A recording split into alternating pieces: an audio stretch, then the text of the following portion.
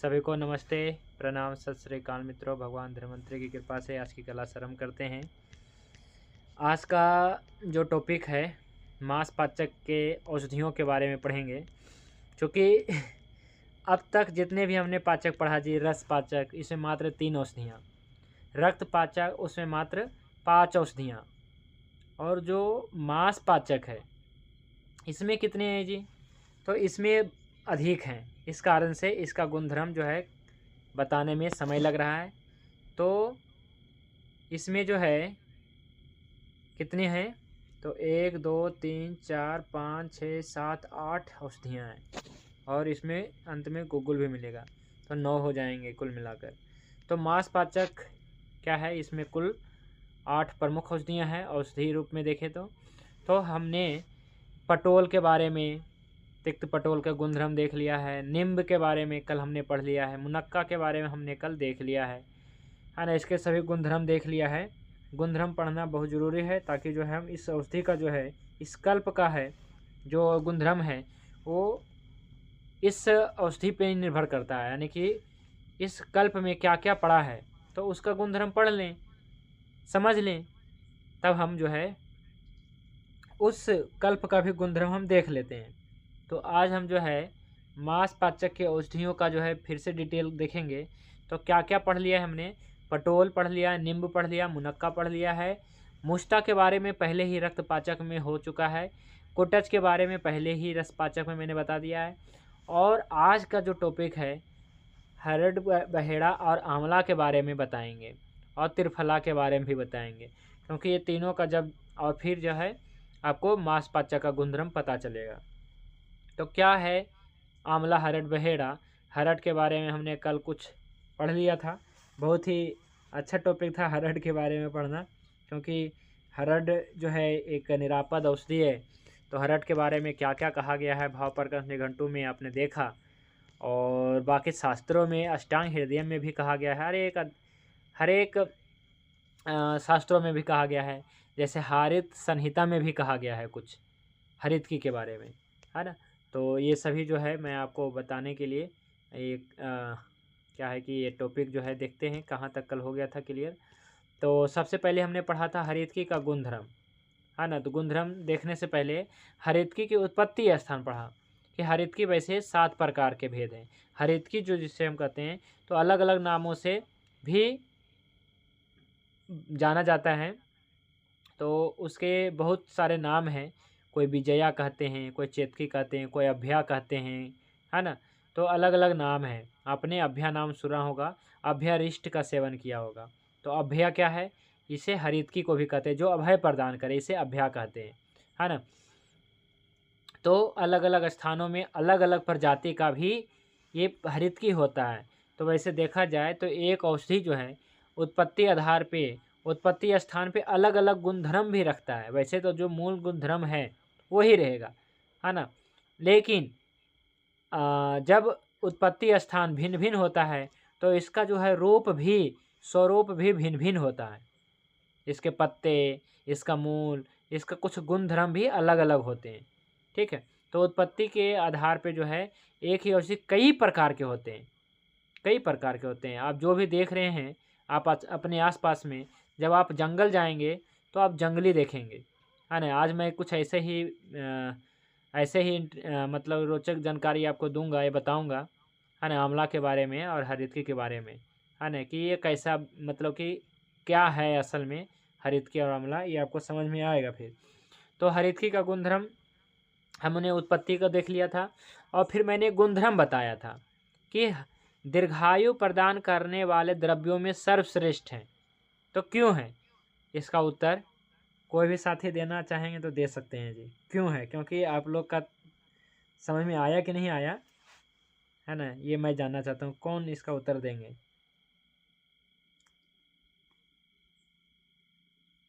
बताइए जी। गुरु जी इसमें पंचरस है।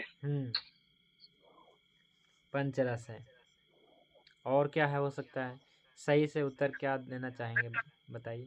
नमक को छोड़कर पांचों रस है गुरुदेव इसमें।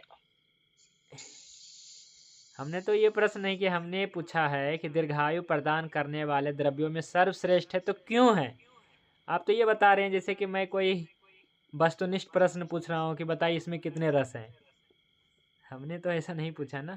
क्यों है, क्यों का जवाब दीजिए, तो मैं मानूंगा कि समझ में आ गया आपको।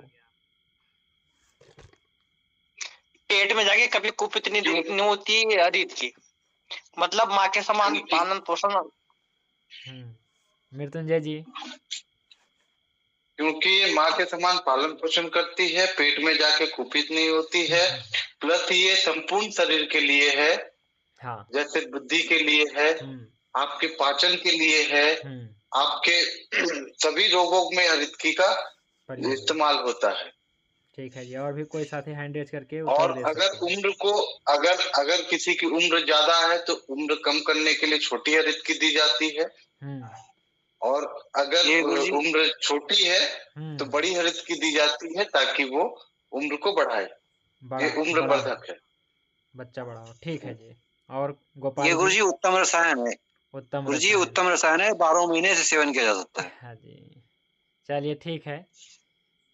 आप सभी ने उत्तर दिया है, अच्छा आप लोगों ने बताया, ठीक है, आपका जो भी समझ में आया। अब मैं फिर से दोहरा देता हूँ जी, जो उत्तर अपेक्षित था वो भी नहीं आया है, तो दे सकते हैं कोई और भी, नहीं तो मैं बता देता हूँ, कोई बात नहीं। आपने अच्छा बताने की कोशिश किया है। उत्तम रसायन है और अलग अलग बीमारी में ब्रह्म रसायन है, ब्रह्म उसमें ब्रह्म रसायन में डाले जाता है इसका योग बनाने में। ब्रह्म रसायन में तो डाला जाता है जी।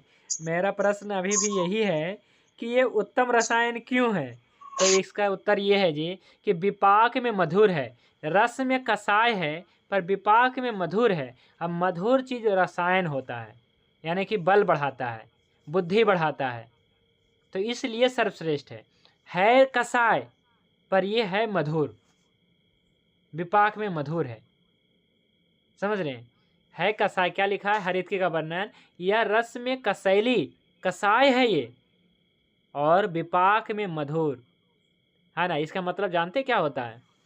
इसका मतलब बहुत बड़ी होता है, मैं आपको बताऊंगा रस अध्याय में, लेकिन एक संक्षेप में मैं बता देता हूँ इसका मतलब क्या हो रहा है। ऐसा कोई वस्तु नहीं मिलेगा जिसका जो है रस में कसाय रहे और विपाक में मधुर मिले, आपको नहीं मिलेगा ऐसे दुनिया में और भी कोई वस्तु, लेकिन हरड़ है जीव। क्यों, देखिए मैं आपको बताता हूँ, समझने का प्रयास करिए। मैंने आपको उदाहरण भेजा है जी, मधुर रस के जो है लगभग कुछ औषधियाँ भेजा है, जैसे मैंने दूध, घी, जीवनीय गण है ना, जैसे अश्वगंधा, शतावरी, सफ़ेद मूसली, तालम मखाना, इस प्रकार से मखाना, ये सब क्या है जी, तो मधुर है, तो स्वाद में भी मधुर है, अब विपाक में भी मधुर है, स्वाद टेस्ट वाइज भी मधुर है, और जब पाचन हो जाता है तो भी मधुर है। तो ये क्या होगा, क्या होगा कि पाचन में जो मधुर है और स्वाद में भी जो मधुर है, जो स्वाद में मधुर होता है वो भारी होता है, जैसे दूध घी खाइए है ना, घी खाइए आपका क्या है पेट भरा भरा। लेकिन हरड़ क्या है, ऐसा बताया गया है कि जो सबसे बलवान रस है कौन सा है जी, तो मधुर रस है, मधुर रस सबसे बलवान है ना। तो बताया गया है स्वाद अम्ल लवण तिक्त कटु कसाय का षड द्रव्याश्रित चा यथा पूर्वम बलाबहा, कि सबसे बलवान तो मधुर रस है, ठीक है, सबसे बलवान, और सबसे कोई कमजोर है तो कसाय है, कसाय है, ठीक है। रसों के बारे में आगे मैं विस्तार से बताऊंगा, लेकिन जो सबसे बलवान है मधुर है और सबसे कमजोर जो है कसाय है।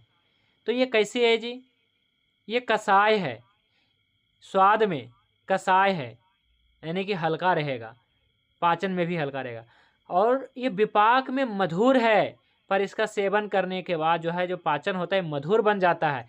पचने में तो हल्का है, पर बाद में जो ताकत देता है वो सबसे बलवान वाला देता है, मधुर देता है जी, है ना। लेकिन आज अभी देखिए मैं आपको कुछ विशेष बताता हूँ, जैसे आपने शहद, शहद क्या है जी, तो शहद क्या है, टेस्ट वाइज जो है ये जो है आपको कैसा लगता है बताइए, मीठा लगता है, कैसा लगता है जी,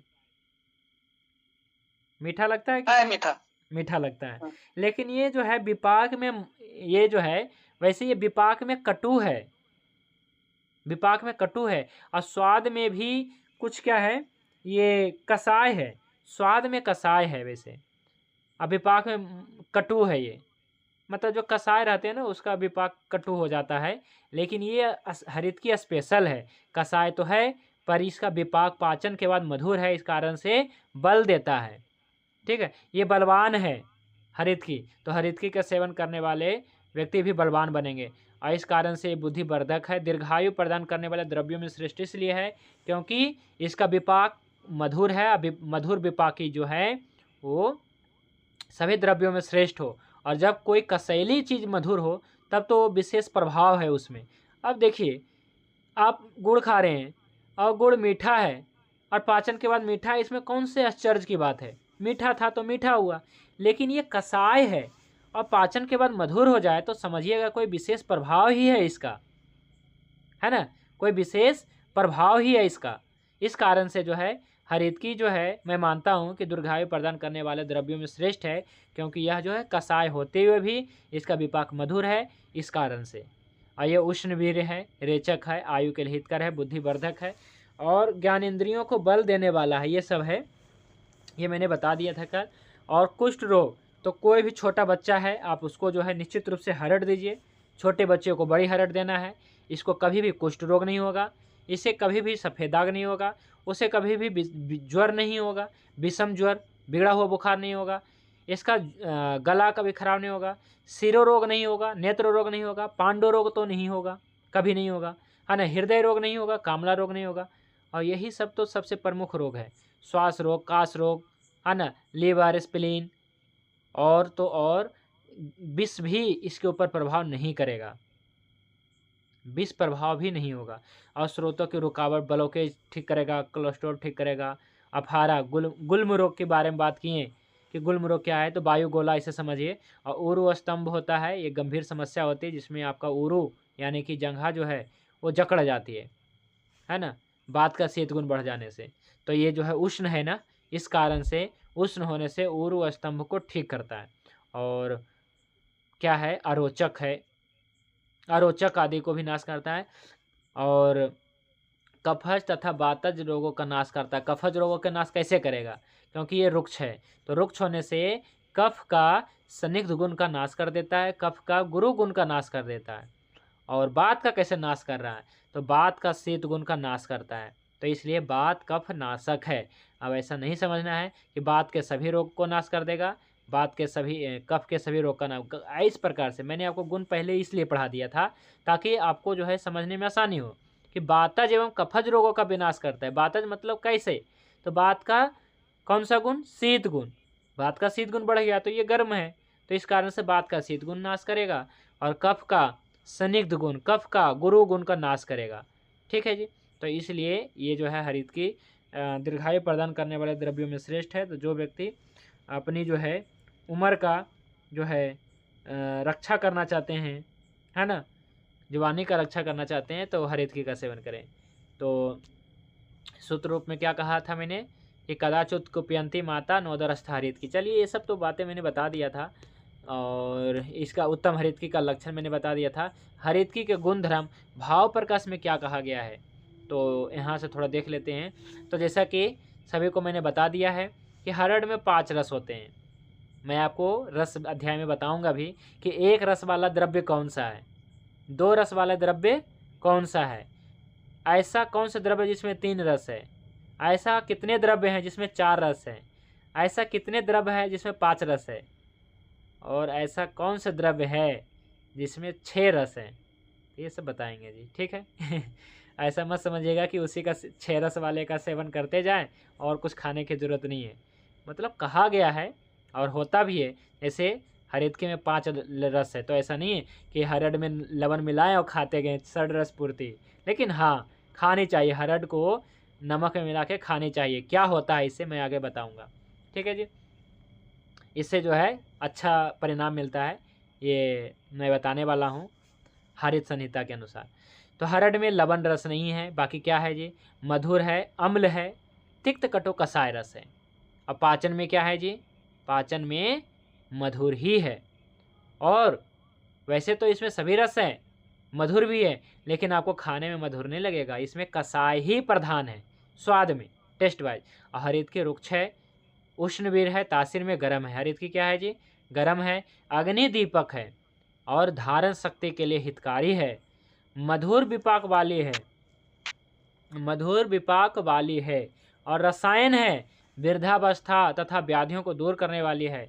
नेत्रों के लिए हितकर है। और देखिए मैंने आपको जैसा कि बताया था कि कसाय रस जितने भी होते हैं जी, मधुर रस पाचन में भारी होते हैं। जो मधुर होगा ना वो पाचन में देरी लगाएगा क्योंकि भारी है ना, लेकिन ये तो कसाय है और इसमें कटु भी है, पाचन में बहुत हल्का है ना, तो पाचने में लघु यानी कि जल्दी पचने वाली है। आयु वर्धक है और बृहन भी है। शरीर में मांस आदि अग्नि को अच्छा करता है, इस कारण से मांस आदि की वृद्धि करता है। अग्नि को बढ़ाता नहीं, मतलब बैलेंस करता है, बढ़ा देगा तो मांस धातु अच्छे हो जाएगा। और अनुलोमन मल आदि को नीचे की ओर प्रेरित करता है, मल मूत्र आदि को। इसके सेवन से श्वास काश, कौन से श्वास काश? सूखी खांसी नहीं, तो यहाँ पे बलगम वाली खांसी श्वास है ना। तो कैसे? तो जब बात का कफ का संदिग्ध गुण बढ़ जाता है यानी कि प्राण वायु का जलमाभूत बढ़ जाएगा, तब हम क्या करेंगे? ये उष्ण तासीर है इसकी और रुक्ष है, तब हम देंगे। तो जो आवश्यकता से अधिक आप माभूत बढ़ गया वो ठीक होता है यानी कि कम होता है, तो हमें श्वास काश में हमें लाभ मिलता है। प्रमेह डायबिटीज में कैसे जी? तो क्योंकि ये जो टेस्ट में क्या है? कसाय है, तो क्या है कि ब्लड शुगर को भी कम करता है ना, और यूरिन शुगर को भी कम करता है कसाय होने से तत्काल प्रभाव से। और प्रमेह हो गया अर्श में, पाइल्स में भी लाभदायक है क्योंकि ये है ना, अनुलोमन है ये, है ना, मल वायु मूत्र इसका अनुलोमन करता है। और ग्रहणी संबंधित रोगों में ये लाभ पहुंचाता है। और भी खुजली, हृदय रोग, कामला रोग, पीलिया रोग जो कहते हैं, प्लीहा रोग, हिचकी, बमन, तृष्णा, उदर अध्यमान यानी कि उधर अध्यमान मतलब वायुगोला, गुल्म आदि है ना, और विषम ज्वर और अस्मरी। तो अस्मरी को क्यों कैसे ठीक करता है? अस्मरी मतलब होता है पथरी, तो पथरी इससे ठीक हो सकता है क्या? तो हो सकता है। कैसे होता है? तो इसका जो है कौन से पथरी ठीक हो सकता है? दोनों पथरी ठीक हो सकता है। पथरी क्या है? कफ है, मतलब पृथ्वी महाभूत है। पृथ्वी मतलब पथरी मतलब पृथ्वी, ऐसा आप समझिए जी। पथरी क्या है जी? तो पृथ्वी है। तो पृथ्वी है यानी कि पृथ्वी महाभूत की उत्पत्ति हुई आप महाभूत से। पृथ्वी महाभूत, आप महाभूत यानी जल से। तो क्या है कि हम क्या करते हैं, ये क्या है? इसका महाभूत क्या है जी? है ना, तो महाभूत देख लेते हैं। हरितकी का महाभूत क्या है?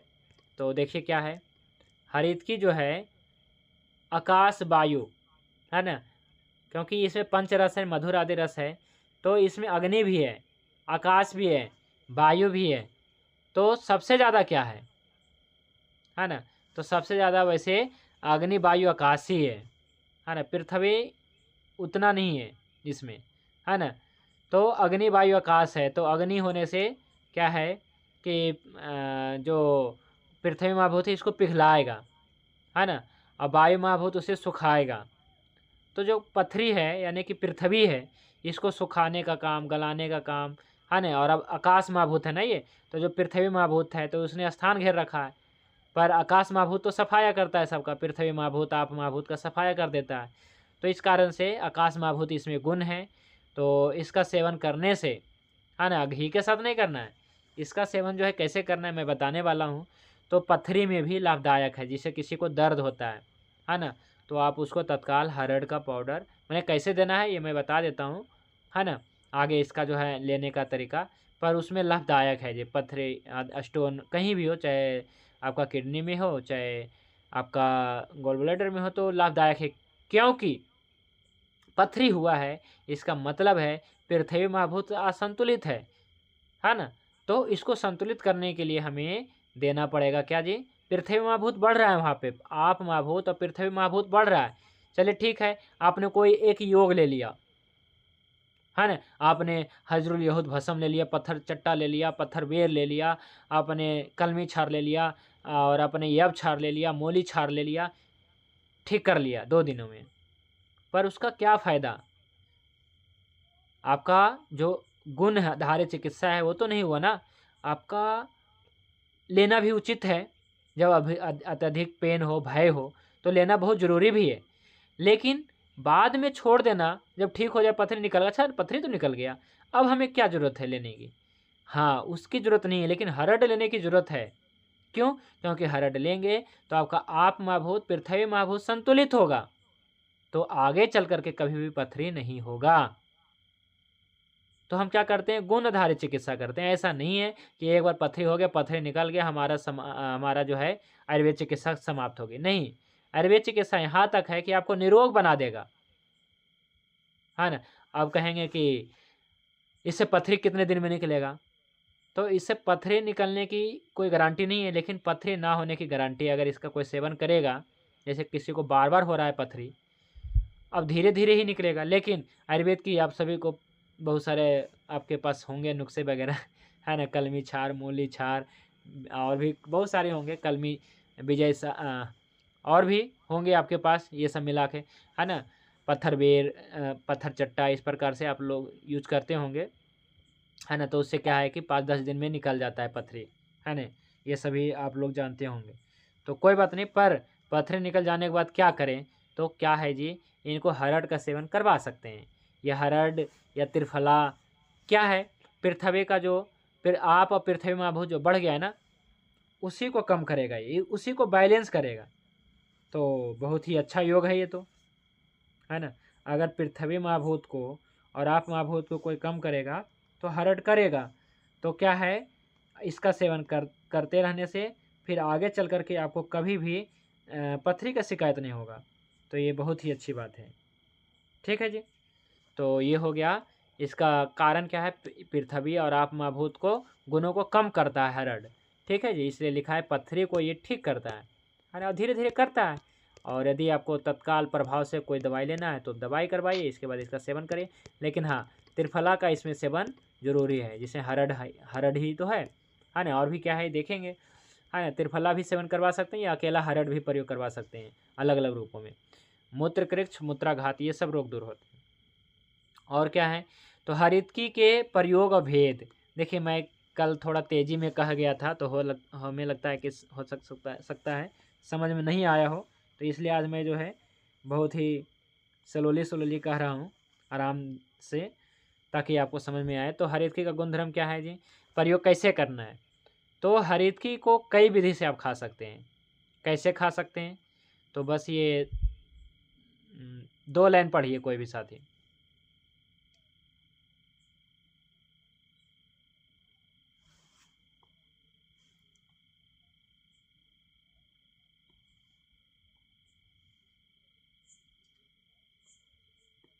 पढ़िए कोई भी।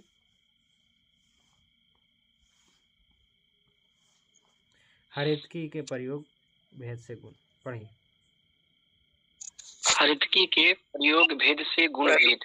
हरितकी यदि चबाकर खाई जाए तो जठर अग्नि की वृद्धि करती है, सीला पर पीस कर खाई जाए तो मल शोधन करती है, उबाल कर खाया जाए तो मल रोकती है, भून कर खाई जाए तो त्रिदोष को दूर करती है। हाँ। और भोजन के साथ सेवन करने से बुद्धि, बल तथा इंद्रियों को विकसित करने वाली, पित्त, कफ तथा वायु को नष्ट करने वाली। ठीक है जी। यो हरितकी क्या है, कैसे खाना है? तो चबा के खाना है। कब खाना है चबा के? जब आपको लगता है कि अग्नि की कमी है ना, अग्नि आपकी मंद हो गई है, तो हरितकी को उठाइए और चबा के खाइए। ठीक है जी, हरितकी को उठाइए, चबा के खाइए, है ना।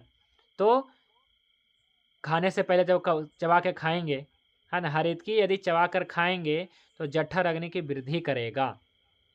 और अब पीस के खाएंगे तो शिला पे या पीस के पत्थर पे पीस के खाएंगे तो मल का शोधन करेगा। यानी कि जिनके मल में आव आ रहा है, ऐसे गृहिणी पेशेंट का होता है ना, IBS पेशेंट को, तो मल का शोधन करेगा। और उबाल के खाया, या फिर आपने क्या किया, हरड़ का पाउडर लिया, गर्म पानी में पी गया, तो मल को रोक देगा, कब्ज करेगा। समझ रहे हैं? तो उबाल करके खाएं या फिर पाउडर खाएं, हालांकि उतना कब्ज नहीं करेगा, लेकिन अगर उबाल के खा लिया, जैसे आपके पास बहुत सारे औषधियाँ हैं जिसको आप उबाल के खाते हैं, जैसे आप आप मान लीजिए कि बहुत सारे ऐसे होते हैं, जैसे पुनर्नवा हो गया, है ना, या पित्त पापड़ा हो गया। आप क्या करते हैं, उबाल के खाते हैं। चिरायता का काढ़ा पीते हैं, अर्जुन का काढ़ा पीते हैं। क्या करते हैं, उबाल के, है ना, उबालते हैं, छानते हैं, फिर पीते हैं। लेकिन यदि इसको हरड़ को उबाल के छान के पी लिए तो ये मल को बांध देगी, मल को रोकेगी, है ना। अब भून के खाया तो किस में भून के खाना है जी? तो देखिए, कोई एरंड तेल में भूनते हैं, है ना। एरंड तेल लीजिए और कढ़ाई में जो है एरंड तेल लेकर के उसमें भूनिए, या फिर कोई घी में भूनते हैं। तो बात वालों के लिए दोनों चीज़ें हैं जी। अगर बात वाला है, बात का शीत गुण बढ़ गया है, तब एरंड तेल में ज़रूर, मतलब क्या है, एरंड तेल में आप भून के खाएं। जैसे एक उदाहरण देता हूँ, जैसे कोई गठिया रोगी है जी, तो गठिया रोगी में क्या है जी, बात तो है लेकिन बात का शीत गुण भी बढ़ गया है और इनका पाचन भी गड़बड़ है। तो कैसे खाएं हरड़ को? अब किसी को गठिया है तो कैसे खाएं? क्या घी खा सकते हैं? तो नहीं, घी उनके लिए सही नहीं होगा, क्योंकि घी का तासीर क्या है जी, ठंडा है, तो बात का शीत गुण बढ़ जाएगा। तो क्या है, ऐसी औषधियाँ लें। हरड़ तो अपने आप में गर्म है, और हरड़ क्या है जी, शोथनाशक है। और गठिया में क्या हो गया है, दर्द बढ़ गया है, शोथ बढ़ गया। दर्द क्यों बढ़ा है? क्योंकि बात का शीत गुण बढ़ गया है, और बात का शीत गुण बढ़ गया है और गठिया हो गया है। तो बात के शीत गुण को नष्ट करने के लिए हरड़ तो सबसे अच्छा है, लेकिन कैसे ले? घी में भून के साथ नहीं। बात वाला कैसे ले सकते हैं? अगर क्या है, चूर्ण बना के लेंगे तो इसे बात का रुक्ष गुण बढ़ जाएगा, तो फिर समस्या। तो आप इन्हें एरंड तेल में भून करके 5 हरड़ सुबह 5 हरड़ शाम को खिलाएं तो गठिया का दर्द मिटेगा जी। गठिया का दर्द ठीक होगा, गठिया भी ठीक होगा धीरे धीरे। पर क्या है कि इसके साथ साथ में और भी बहुत सारी दवाइयाँ और भी चीज़ें लगेगा, है ना, वो सब मैं कहूँगा, बताएंगे आप सभी को गठिया अध्याय में, गठिया की चिकित्सा में। लेकिन अभी आप इतना कर सकते हैं, आप जो भी दवाई दे रहे हैं आप वो इसमें से एक चीज़ ऐड कर दीजिए गठिया में, है ना, आम बात में, ठीक है। जिनको गठिया है, आम बात है, उनको जो है एरंड तेल में हरड़ को भून करके आप दे सकते हैं। जिनको बहुत ज़्यादा सूजन है उनको दीजिए 5 दिन, फिर उनसे फीडबैक लीजिए, देखिए आपको अच्छा बताएंगे रिजल्ट, है ना। क्योंकि क्या हुआ है कि दोनों गर्म है, तो बात का शीत गुण को नष्ट किया है, ठीक है, मल का अनुलोमन किया है, वायु का अनुलोमन किया है, और बात के शीत गुण को विशेष रूप से नष्ट किया है, और बात के रुक्ष गुण भी नहीं बढ़ा। तो क्या हुआ है, इससे क्या है कि गठिया रोग ठीक होता है, ठीक है, जिसमें सूजन विशेष रूप से पाई जाती है उनका ठीक होगा। तो मल को क्या है कि भून के खाने से क्या है, त्रिदोष का नाश करता है। तो पहले तो एरंड तेल में भूने, और जिनको कुछ भी समस्या नहीं है, केवल रसायन के तौर पे खाना चाहते हैं, तो घी में भूने, है ना। तो क्या है बात, कफ वाले कैसे ले सकते हैं? तो कफ वाले क्या है, अगर त्रिदोष नाशन के लिए लेना है तो रेत में भूने। रेत आप समझते हैं, इसमें भूने, जिसमें जैसे क्या है कि पहले चावल वगैरह भून करके खाते थे, उसको हम कुछ अलग अलग नाम इसको कहते हैं, जैसे चावल भी भूनते हैं, मक्का भी भूनते हैं, और भी बड़भुजा, हाँ, भुजा ही कहते हैं, बड़भुजा। तो इसको क्या करते हैं, रेत में भूनते हैं। इसी प्रकार से उसमें, तो रेत में जब भुनेंगे ना तो फूल जाएगा। छोटी हरड़ को जब भी भुने तो क्या है, भुनने पे जो है ये फूल जाता है, ठीक है, जैसा वो अपने पहले के अवस्था में रहा होगा वृक्षों पे, ऐसा फूल जाएगा। इसके बाद पीसें, इसके बाद खाएं, बहुत ही अच्छा रहता है स्वाद में। भुनने के बाद जो है स्वाद इसका अच्छा हो जाता है। हाँ, अगर क्या है कच्चे, अगर आप इस प्रकार से काली काली जो आप देख रहे हैं, अगर ऐसा लेते हैं तो क्या है कि ये क्या है कि बहुत ज़्यादा कसैली रहती है, लेकिन भून लेते हैं तो अच्छा भी हो जाता है, और शोधन भी एक प्रकार से कहीं हो जाता है, और उपयोग करने लायक हो जाता है, पाचन में हल्का हो जाता है। तो बड़े व्यक्ति छोटी हरड़ का प्रयोग करेंगे, और छोटा बच्चा बड़े हरड़ का प्रयोग करेंगे, ठीक है जी। इसका कारण मैंने कल बता दिया था। तो हरितकी का प्रभाव क्या है जी, है ना, तो ये अब देखते हैं। तो हाँ, एक चीज़ और इसमें आया है कि सेंधा नमक के साथ खाने से, देखिए आया है ना, देखिए कि सेंधा, 5 रस तो हैं इसमें, तो सेंधा नमक के साथ खाने से क्या होगा? तो सेंधा नमक के साथ खाने से कफ क्या होता है जी? कफ ठीक होगा। और शक्कर के साथ खाने से पित्त, और घृत के साथ खाने से वात संबंधित रोग, और गुड़ के साथ खाने से समस्त व्याधि को दूर करने वाली होती है। तो आप कैसे खाना चाहते हैं? आपकी प्रकृति कौन सी है? वात की है, पित्त की है, कफ की है, जन्म प्रकृति निकालिए, है ना, और उसका सेवन कर सकते हैं, लेकिन सालों भर नहीं करना है। और वैसे भी हर एक ऋतु में ऐसा नहीं है कि आपकी प्रकृति जो है कफ की है तो सेंधा नमक मिला के खाते गए, नहीं, हर एक ऋतु के अनुसार से बदल देना है। जैसे अभी क्या है जी, अभी आप देखिए हेमंत ऋतु है, शिशिर ऋतु आएगा, शीतकाल है, तो आप इस समय गुड़ के साथ खा सकते हैं, है ना, ठीक है, खा सकते हैं। तो सेंधा नमक के साथ खाने से वैसे कफ की समस्या, शक्कर के साथ खाने से पित्त की समस्या, और घृत के साथ खाने से वात संबंधित रोग ठीक होते हैं। हरेथी का प्रभाव पढ़ लेते हैं, क्योंकि और भी आगे मुझे बताना है अभी, है ना, अभी हरड़ में ही चल रहा है अभी अपना सिलेबस। तो हरड़ में मधुर है, तिक्त है, कसाय रस रहता है, वैसे 5 रस रहता है, लेकिन मुख्य रूप से क्या है, कसाय है। तो कसाय रस होने से कफनाशक, कसाय रस होने से कफनाशक, है ना, कहा गया ना, तिक्त कटु कसाय रस से कफनाश होता है ना। और अम्ल रस होने से वायु का भी शमन करता है ना। मधुर, अम्ल, लवण रस, ये तीनों वायु का शमन करता है। तो यहाँ पे प्रश्न होता है कि जब हरड़ में कटु रस है, अम्ल रस है, तब यह क्यों नहीं पित्त को बढ़ा रहा है, वात कारक क्यों नहीं है? जैसे कटु रस मैंने बताया था, जिसमें तेज महाभूत है। कटु मतलब क्या? तेज महाभूत। तो तेज महाभूत तेज को क्यों नहीं बढ़ा रहा है, मतलब पित्त को क्यों नहीं बढ़ा रहा है? तो इसका एक ही उत्तर है, और ये अपवाद है ना, कि आयुर्वेद में बहुत सारी ऐसी औषधियाँ हैं जो बहुत ज़्यादा प्रभावशाली होता है, जो अपने रस से और वीर्य से, वीर्य मतलब गर्म और ठंडा तासीर से, है ना, विपाक से नहीं काम करता है, वो अपना विशेष प्रभाव से काम करता है। हाँ, तो क्या है कि विशेष प्रभाव से काम करता है। तो हरड़ के बारे में ऐसा ही बताया गया है कि वह अपने प्रभाव से ही करती है ना। क्या है जी? 5 रस हैं, इसमें 5 रस हैं, तो एक दूसरे रस, जैसे मधुर है तो मधुर ठीक है, मधुर कफ को क्यों नहीं बढ़ा रहा है? एक कटु है तो कटु पित्त को क्यों नहीं बढ़ा रहा है? क्योंकि ये जो है रस के ऊपर नहीं निर्भर करता, ये प्रभाव के ऊपर। तो हरितकी अपने प्रभाव से काम करता है, और जब हरितकी के साथ में कुछ औषधियाँ जोड़ दी जाती है तो उसी प्रभाव से भी काम करता है। जैसे क्या है कि जब आप मिश्री मिला देते हैं तो पित्त को नाश कर देता है। अब जब आप क्या है नमक मिला देते हैं तो ये कफ को नाश कर रहा है ना, बताया ना मैंने ऊपर कि गुड़ के और इसके साथ घृत मिला देते हैं तो वात संबंधित रोगों को ठीक करता है। तो इस प्रकार से हरितकी का प्रभाव है, ठीक है। तो अब प्रश्न है कि किसको सेवन नहीं करना चाहिए, हरितकी या हरड़ या त्रिफला?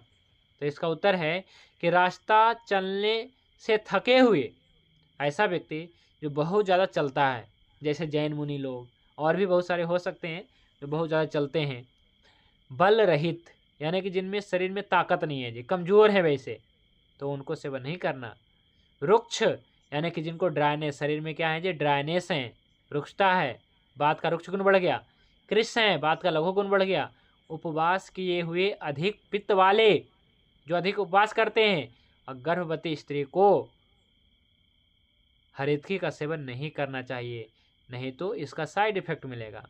क्या मिलेगा? जैसे गर्भवती स्त्री करेंगे सेवन तो इनका जो है गर्भपात होने का डर रहेगा, क्योंकि ये मलानुलोमन है ना, इस कारण से अनुलोमन है, तो समय से पहले ही है ना डिलीवरी हो सकता है। मतलब ऐसा है कि गर्भपात होने का खतरा रहेगा।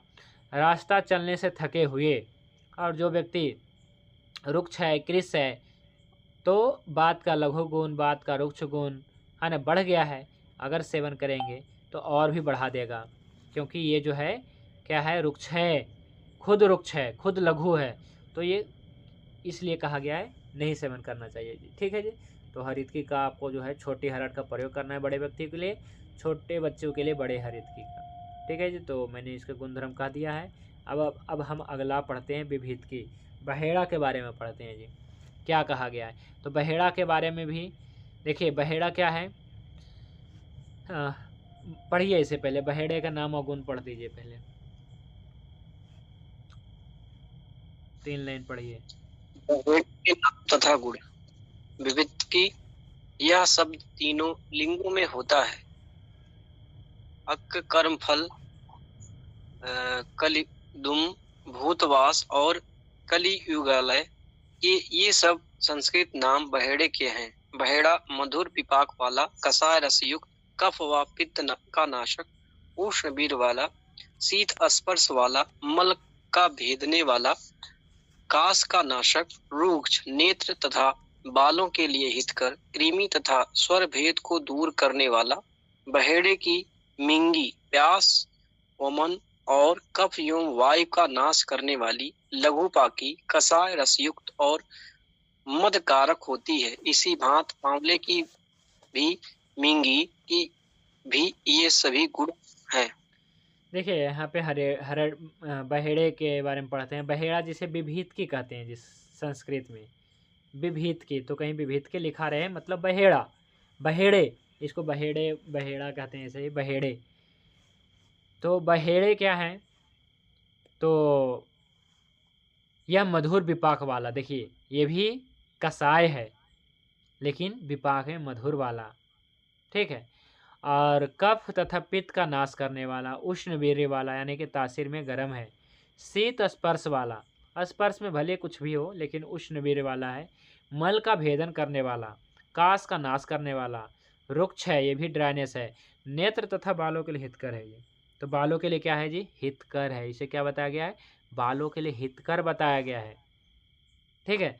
तो इसलिए क्या है कि भागवत ऋषि ने एक जगह सूत्र में लिखा है कि बहेड़े का बीज होता है जी, इसको कहते हैं बहेड़े का मगज कह सकते हैं। तो जैसे आंवला के बीज होता है ना, इसके अंदर एक मगज होता है, इसमें तेल निकल सकता है। तो बहेड़े का विशेष रूप से हमारे पास भी बीज रखा हुआ है ना। तो मैं इधर हमारे यहाँ बहेड़ा मिलता है, अपने खेत में भी है। तो बहेड़े का जो ऊपर छिलका होता है, बीच में गिरी होता है, तो उसमें तेल निकलता है। कहते हैं इसका तेल नाक में डालने से, नस्य कर्म करने से बाल अच्छा होते हैं जी, और नेत्र भी अच्छा होता है ना। तो ऐसे बताया गया है। तो बालों के लिए हितकर है, स्वर भेद को दूर करने वाला, कृमि को दूर करने वाला, इस प्रकार से प्यास, बमन, कफ, वायु का नाश करने वाला, कसाय रस युक्त है, लघु है, ठीक है, इस प्रकार से बताया गया है। तो इसके बारे में 2 शब्द भागवत ऋषि ने भी बोला है कि यह भी हरितकी के समान गुणधर्म वाला है, कि हरितकी के जो भी गुणधर्म है, लेकिन हरितकी के जैसा नहीं हो सकता, हरितकी के बराबर नहीं हो सकता, लेकिन हाँ सारा गुणधर्म उसी का है। थोड़ा क्या है कि उससे थोड़ा कम पावरफुल आप मानिए, पर गुणधर्म उसी के जैसा है, किंतु यह विपाक में कटु है। ये बात है जी कि हरितकी क्या है जी, कि सारा गुणधर्म उसके जैसा नहीं है। एक चीज़ इसमें है कि इसका विपाक मधुर था, हरड़ का विपाक कसाय होते हुए मधुर था, इसलिए वो रसायन है। लेकिन बहेड़ा रसायन क्यों नहीं है, क्योंकि विपाक में रस में भी कसाय है और विपाक में भी कटु है, ये इसलिए क्या है, ये रसायन नहीं है, हरड़ रसायन है। फिर भी लिखा है कि हरितकी तथा आंवला से कुछ कम गुण वाला होता है जी बहेड़ा। तो इस प्रकार से देख सकते हैं, इसका छिलका का प्रयोग किया जाता है, बीज का प्रयोग नहीं किया जाता है चूर्ण में, बीज का प्रयोग तेल बनाने में है ना, उसमें से तेल निकलता है। तो अब आंवला का भी गुणधर्म देखते हैं। तो बहेड़े का गुणधर्म देखिए, ज़्यादा मैं नहीं कुछ कहूँगा, हरितकी के जैसा ही है, पर ये रसायन नहीं है। गुरुजी की निवेदन करना चाह रहा हूँ। हाँ, इसमें 2 बातें विरोधाभास है। एक में तो लिख रखा है इसका विपाक कट्टू है और एक में लिख रखा है इसका विपाक मधुर है। दोनों अलग अलग चीजें हुई दोनों। एक मिनट, किंतु ये विपाक में कटु है। अच्छा, ऊपर ठीक है, ऊपर जो है भाव प्रकाश निघंटु में ऐसा, 1 मिनट में देख लो, मधुर विपाक वाला, नहीं जी ये विपाक वाला तो मधुर नहीं, भागवत ऋषि का मानना है कि विपाक में कटु है, मिस्टेक हुआ होगा यहाँ पे, ऊपर विपाक में कटु ही है। बगस का विपाक है वो मधुर होगा। अच्छा चलिए कोई बात नहीं, इसको अब विपाक में मधुर नहीं मानना है, ठीक है जी। ये भाव प्रकाश निघंटु में जो आया था मैंने जोड़ दिया इसमें, इसको मैं सुधार भी करूँगा। तो ये विपाक में बिल्कुल आप लोग ध्यान दे रहे हैं, इसलिए आपको पकड़ में आ गया। तो ये विपाक में कटु है जी, क्योंकि अगर मधुर हो जाता तो फिर क्या है कि ये जो है रसायन हो जाता, तो रसायन नहीं है। ठीक है, लेकिन हाँ उत्तम है, उसी के जैसा गुणधर्म है, थोड़ा कम है। ठीक है, तो और क्या है जी, और ये है कि आंवला के बारे में गुणधर्म पढ़ते हैं। तो आंवला को कहते हैं आमलकी, हालांकि आंवला का एक अन्य नाम नहीं है। आंवला आज जो है पूरे मतलब क्या है कि कहिए कि आंवला का पूरा जो है मार्केट है जी आजकल बाज़ार में। आंवला का टैबलेट है, आंवला का चूरन है, आंवला का रस है। तो आंवला का जो है अमल की रसायन है, मैंने तरह तरह के आंवला का प्रोडक्ट है। आंवला का पिष्टी है, आंवला का मुरब्बा है, आंवला का कैंडी है, आंवला का च्यवनप्राश है। और एक बात बताऊं, आंवला का सुपारी भी आ गया है। हम कोई पन्ना जिला गया था मैं, तो पन्ना जिला का कोई आया हुआ था इधर सागर में। तो क्या है कि एक प्रदर्शनी में, तो क्या है कि उसने हमें दिया कि देख भाई जी, कोई अगर आंवला नहीं खाता हो या फिर जो बहुत ज़्यादा क्या है कि गुटखा खाता हो, तंबाकू खाता हो, बीड़ी पीता हो, तो आप इसे चूसने के लिए दीजिए। पहले दो दिखाओ हमें पहले कैसा है। तो जैसे आपने सुना होगा ना कि सोंठ में नमक और नींबू मिला करके सुखा दीजिए, फिर इसको लीजिए। तो थोड़ा सा अजीब होता है वो, क्या है ना कि, लेकिन ये हमें जो खिलाया, ठीक है, तो क्या है कैसा था कि अच्छा था, मतलब पाचन गुणधर्म वाला था और अच्छा था। तो आंवला का आज जो है बहुत बड़ा मार्केट है ना बाज़ार में, और रिजल्ट भी है। लेकिन इसके संदर्भ में मैं कुछ बताऊंगा, है ना। आंवला का गुणधर्म देखिए क्या है। तो आंवला भाव प्रकाश निघंटु में क्या कहा गया है कि इसका फल, ताज़ा फल, रसायन, वृक्ष से रक्त पित्त को दूर करने वाला, क्योंकि तासीर में ठंडा है जी। आंवला क्या है जी, ये दोनों भले गर्म है लेकिन ये तासीर में ठंडा है। आंवला क्या है जी, ठंडा है। मृदु विरेचक है, यानी कि ये जो है विरेचन करम, मल को निकालने वाला। मूत्रल भी है, तो पेशाब रुक जाता है वहाँ पे भी दे सकते हैं। यकृत की क्रिया ठीक करने वाला, ये बात आपको जो है समझ लेना। यकृत के ऊपर विशेष रूप से आंवला का प्रयोग है जी, यानी कि लीवर रोग में, लीवर से संबंधित समस्या में, चाहे फैटी लीवर हो, आप वहाँ पे आंवला दे सकते हैं। तो हमने भी कुछ दवाइयाँ बनाई है इसी आधार पे, फैटी लीवर की, तो उसमें हमने आंवला का प्रयोग किया है जी। ठीक है, तो आंवला यकृत की क्रिया ठीक करने वाला बहुत ही अच्छा फल है जी, इसे आंवला कहते हैं। इसका सूखा फल ग्राही है, मल को बांधने वाला, और माने कि अतिसार को रोकेगा, ऐसा नहीं है। और शीतल है, दीपन है, रक्त स्राव रोधक है, यानी कि बहते हुए रक्त को रोकेगा, क्योंकि शीतल है तो शीतल स्तंभन कार्य करेगा। तो इस प्रकार से है। तो आंवला का और भी नाम है, अमलकी कहते हैं, इसे वृस्या भी कहते हैं, इसे शिव भी कहते हैं, इसे धात्री फल कहते हैं, इसे श्रीफल कहते हैं, इसे अमृत फल कहते हैं। ये सब अमलकी का नाम है जी, है ना, आंवला का नाम है। तो वैसे भी देखा जाए तो हरड़ में जो जो गुण हैं वे ही आंवला में भी है, किंतु ये क्या है जी, स्वाद में क्या है, स्वाद में अम्ल है। हरड़ कसाय है लेकिन ये स्वाद में अम्ल है। ये आंवला अम्ल है स्वाद में, टेस्ट वाइज, पर विपाक में मधुर है। क्या है जी, विपाक में मधुर है। तो फिर से अम्ल था स्वाद में, लेकिन विपाक में मधुर है, इसलिए आंवला भी रसायन है जी। क्या है, आंवला भी रसायन है। तो आंवला रसायन द्रव्यों में क्या है कि ये भी श्रेष्ठ है। ठीक है, तो आंवला भी श्रेष्ठ है जी, क्योंकि ये जो है अम्ल होते भी विपाक में मधुर है। और मधुर रस क्या होता है जी, मधुर रस युक्त है और शीतल होने से पित्त को दूर करेगा। लेकिन इसमें एक क्या है, इसका एक इसमें जो गुण है रुक्ष गुण है जी। क्या है, ये रुक्ष गुण है, यानी कि इसमें भी ड्राइनेस, इसमें कोई भी सनिकता नहीं है। जैसे तिल का तेल है, तिल है तो उसमें सनिकता है, पर इसमें क्या है, कोई तेल नहीं है। तो ये रुक्षता है, ये क्या है, रुक्ष है। और कसाय होने से कफ को भी ठीक करता है, और अम्ल होने से वायु को ठीक करता है, मधुर होने से वायु को ठीक करता है, और मधुर रस होने से, शीतल होने से पित्त को ठीक करता है, कसाय होने से कफ को ठीक करता है, रुक्ष होने से कफ को ठीक करता है। समझ रहे ना कि रुक्ष है तो कफ के स्निग्ध गुण को, कफ के गुरु गुण को ठीक करेगा। ये तब आंवला त्रिदोष नाशक है। तो ऐसा नहीं है कि आंवला का सेवन करना है हमेशा, इसको भी क्या है कि करना है फिर छोड़ देना है कुछ समय के लिए, है ना। तो अभी आप आंवला का सेवन सब्जी में मिला के कर सकते हैं जी। आप सब्जी बनाते होंगे, इसमें 2 आंवला डाल दीजिए, बनाइए खाइए, अच्छा है ना। तो आंवला का जो है अच्छा मतलब क्या है कि सब्जियों में जो नहीं खा पाते हैं ना वैसे, तो खाना भी नहीं चाहिए, स्वाद भी अच्छी आनी चाहिए। तो इससे क्या होगा, आंवला में जब सब्जी में जब अम्ल पड़ जाएगा, देखिए आपके जो सब्जी होते हैं ना, भागवत ऋषि ने एक बहुत अच्छी बात कही है ना, और चरक ऋषि ने भी लिखा है। तो बताया गया है कि जो मैंने बताया था पहले भी, षड रसाभ्यासो बल करना, है ना, कि सभी रसों का सेवन करना बहुत ही अच्छा है। लेकिन एक बात जो है भागवत ऋषि ने मजेदार बात कही है, देखिए आपको क्लियर नहीं होगा, ये चरक ऋषि का सूत्र है, षड रसाभ्यासो बल करना। इसका मतलब है कि 6 रसों का सेवन करना बल कारक है। पर ये 6 रसों का सेवन कब करें? क्या सप्ते में अल्टरनेट करके एक दिन आज हमने मधुर खा लिया, या फिर अम्ल खा लिया, लवण खा लिया, या ऋतु के अनुसार कि आज हम 1 महीना मधुर खाएंगे, फिर अगला महीना ये खाएंगे, या 1 महीने में हम ये 2 रस खाएंगे, कैसे खाएं षड रसाभ्यास हो? तो इसका उत्तर जो है, आज मैं अष्टांग हृदय में पारायण कर रहा था तो हमें उत्तर मिला, मतलब हमें तो मतलब विशेष फोकस हुआ इस पे। इसमें लिखा हुआ था नित्या षड रसाभ्यास हो, यानी कि प्रतिदिन खाओ। ऐसा नहीं है कि 7 दिन में आपने 6 रस या 7 रस खाना है, नहीं, नित्या सेव्या षड रसाभ्यासो।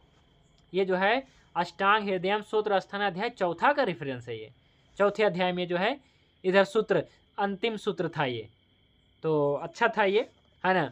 तो क्या है कि नित्या षड रसाभ्यासो, कि प्रतिदिन। तो कैसे हो पाएगा प्रतिदिन, कैसे हो पाएगा? तो जी ऐसा बताया गया, थोड़ा सा गुड़ खा लो मधुर हो जाएगा, थोड़ा सा आंवला खा लो तो अम्ल हो जाएगा, है ना। नमक तो सभी खाते हैं, लेकिन आप थोड़ा सा गुड़ खा लीजिए, मिश्री खा लीजिए, मधुर मिल जाएगा।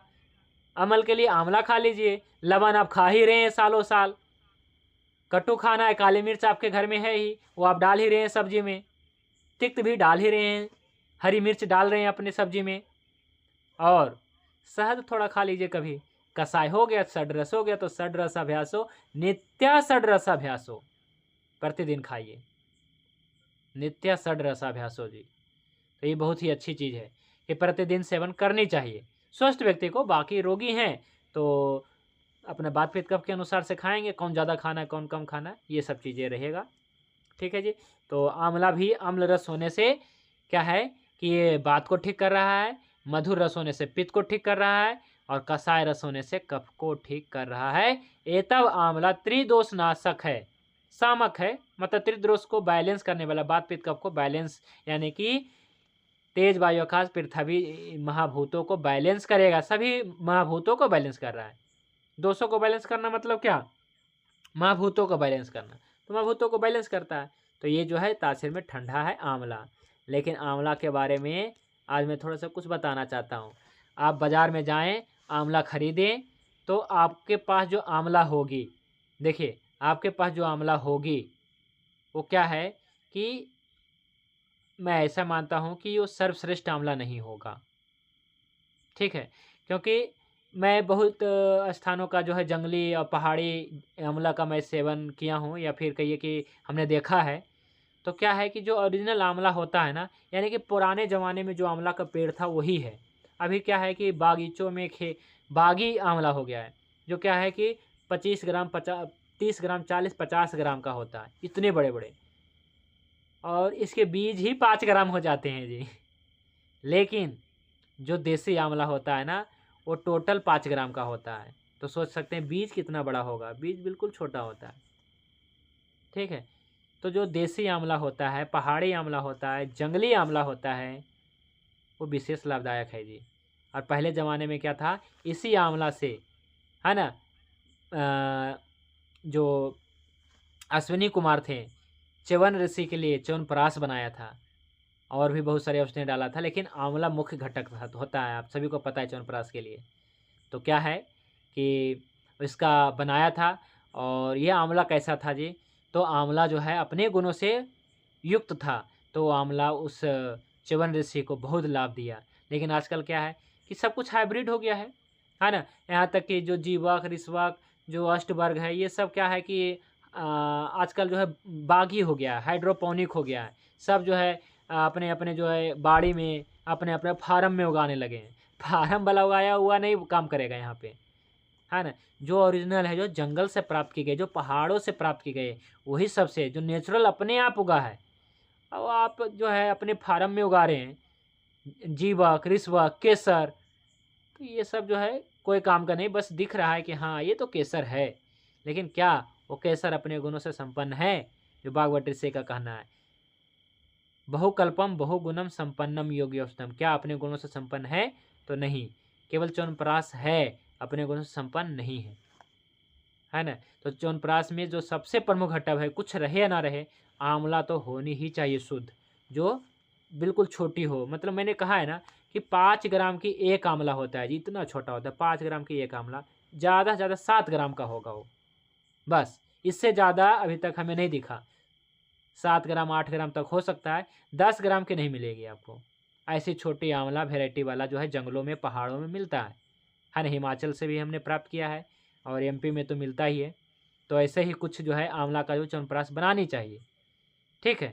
पर आज और पर क्या है कि आजकल इतना मिलना संभव नहीं है, तो क्या है कि पर ऐसा नहीं है, अंग्रेजी दवाई, टैबलेट, केमिकल का सेवन करने से बढ़िया है कि कुछ आंवला का सेवन कर लिया जाए तो अच्छा है जी। तो इस सर्दी में आप सभी लोग रसायन के तौर पे जो भी सेवन करना चाहें तो आंवला से बनी हुई च्यवनप्राश का सेवन अवश्य करें जी।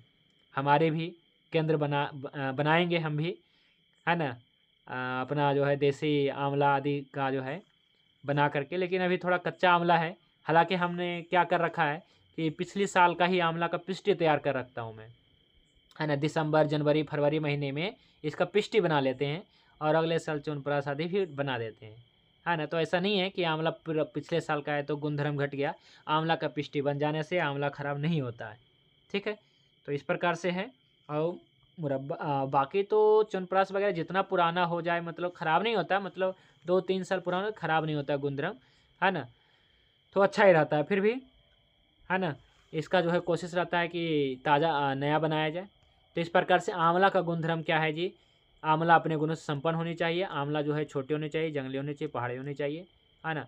तो ये सभी गुणधर्म जो है इसमें मिलेगा आपको रसायन वाला, ठीक है। और बहुत ज़्यादा अम्ल होता है, जो पहाड़ी आंवला होता है बहुत ज़्यादा अम्ल होता है, और अम्ल रस युक्त होने से वायु को अच्छा मतलब क्या है कि नाश करता है। और विपाक में जो मधुर है इस कारण से जो है बल देता है जी। तो इसका भी सेवन घी के साथ करना है ना। यानी कि आप रसायन के, ऐसा नहीं कि केवल आंवला आप सेवन करते जाएं, तब क्या होगा कि बात वाले का ज़्यादा रुक्षता बढ़ जाएगी। चलिए, तो अब इस आंवला, हरड़, बहेड़ा तीनों को मिलाते हैं जी, तब बनता है त्रिफला। तो त्रिफला कैसे बनाना चाहिए इसके बारे में पढ़िए। अत्रेय जी बोले त्रिफला कैसे बनेगा, बता पढ़िए इसे। अत्रेय जी बोले अत्रेय जी बोले, हरण, बहेड़ा और आंवला फल के मिश्रण को त्रिफला कहा जाता है। अब इसके अनुपात को सुनिए। इसमें हरण 1 भाग, बहेड़ा 2 भाग तथा आंवला 3 भाग एक साथ मिलाकर प्रयोग करना उचित है। देखिए, तो त्रिफला देखिए, वैसे मैं मानता हूँ और जो सभी आयुर्वेदाचार्य प्रयोग करते हैं कि अगर आंवला, हरड़, बहेड़ा है तो त्रिफला है जी। इसका अनुपात से कोई लेना देना नहीं है, मैं सच में बता रहा हूँ। लेकिन फिर भी हरित संहिता के स्पेशल रेफरेंस है जी कि 1 भाग हरड़, 2 भाग बहेड़ा और 3 भाग आंवला लेकर जो बनाया जाता है आंवला, वो श्रेष्ठ है जी। लेकिन ऐसा नहीं है कि इसमें हरड़ ज़्यादा है मतलब तीनों बराबर लिया गया है। तो देखिए, वैद्य की बुद्धि ही है और रोगी का कंडीशन है, रोगी के अनुसार कल्प बनाना है। त्रिफला तो देना है लेकिन रोगी के अनुसार देना है। तो देखिए क्या है जी, हरड़ 1 भाग लिया, बहेड़ा 2 भाग लिया और आंवला 3 भाग लिया। ऐसा तो आप प्रयोग सभी जानते हैं जी। इसको फेमस किया था, है ना, राजीव दीक्षित जी ने फेमस किया था इस योग को कि 1-2 भाग 3 भाग लो। लेकिन मैं ज़्यादातर एक मैंने सब बराबर अनुपात लेता हूँ ज़्यादातर, क्योंकि ऐसा केस ही हमारे पास ज़्यादा आते हैं, है ना। तो 1-1 भाग, या फिर आप 1 भाग हरड़, 2 भाग बहेड़ा और 4 भाग आंवला ले सकते हैं, ठीक है जी। तो देखिए क्या है, ये 3 भाग यहाँ पे आंवला क्या है, आजकल लोग क्या फास्ट फूड खाने लगे हैं, है ना, और गर्म तासीर से युक्त चीज़ें सेवन करने लगे। तो क्या है कि आजकल लोगों में क्या है कि पित्त बढ़ गया है जी, तो पित्त के लिए आंवला श्रेष्ठ है। इसलिए आज के युगों में देखा जाए तो आंवला 3 भाग लेना उचित है जी, उचित है, ठीक है। क्योंकि हरड़ गर्म है, बहेड़ा गर्म है, तो आंवला क्या है, ठंडा है, तो इसलिए क्या है कि ये इसका होना उचित है। लेकिन यदि कोई गठिया रोगी को दे रहे हैं तो मैं मानता हूं कि इसमें सबसे ज़्यादा हरड़ ही होना चाहिए, ठीक है जी, इसमें, या फिर बराबर रख लीजिए।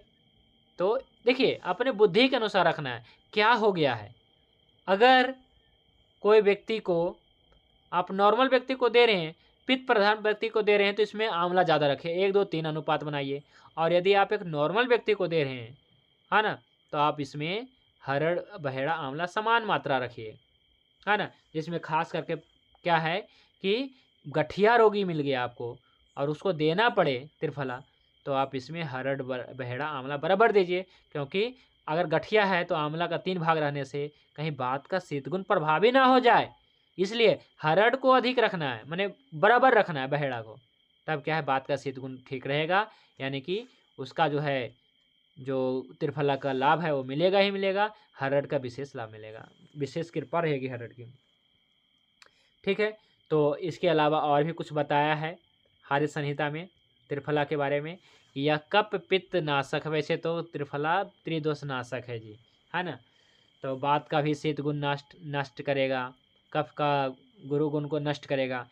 त्रिफला जो है कफ का गुरु गुण को नष्ट करने के लिए बहुत अच्छी दवाई मैं मानता हूँ कफ के, इसलिए कफ प्रकृति वाले व्यक्ति को त्रिफला का सेवन अच्छा बताया गया जी, है ना। कुष्ठ को भी नाश करेगा, आयु वर्धक है, नेत्रों के लिए हितकर है ना, नेत्रों के लिए हितकर है। और जल में घिस पे लगाने पे विषम ज्वर नाशक है, नेत्र ज्योति वर्धक है, खाज खुजली बमन और वायु गोला अर्श नाशक है जी त्रिफला।